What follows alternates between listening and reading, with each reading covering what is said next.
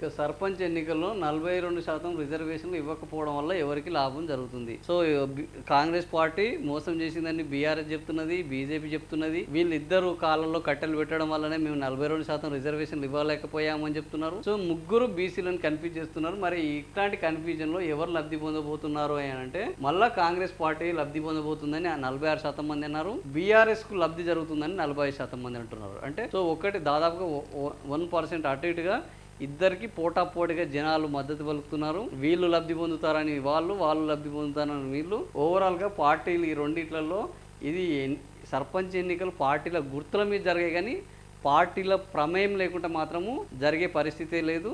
పార్టీల ప్రమేయంతో జరుగుతాయి. మొత్తం పార్టీల మధ్య హోరాహోరీగా జరుగుతాయి. కాబట్టి ఈ 42% రిజర్వేషన్లు ఇవ్వకపోవడం వల్ల బీసీలు ఇప్పుడు ఎవరి వైపు మొగ్గు చూపుతారు అనేది చూడాలి. ఇప్పుడైతే వీళ్ళకు దాదాపుగా 1% ఎక్కువ కాంగ్రెస్కే లబ్ధి జరుగుతున్నది. ఎందుకంటే 3 ఏళ్ళు ఇంకా అధికారంలో ఉన్నారు కాబట్టి వాళ్ళ వైపు మొగ్గు చూపొచ్చు అనే ఆలోచన కావచ్చు, లేదా వాళ్ళ మీద నమ్మకం ఎట్లా చేస్తామని ఎట్లా కమిట్ అయ్యారు, చేసే ఆలోచన ఉంది అని నమ్మొచ్చు. సో ఈ ఆలోచన ఏదైనా ఓవరాల్గా వాళ్ళకి సపోర్ట్ పెరిగింది. సో ఈ సపోర్ట్ ఇంకా ఎన్నికల నాటికి ఎట్లా ఉంటుందో చూద్దాం.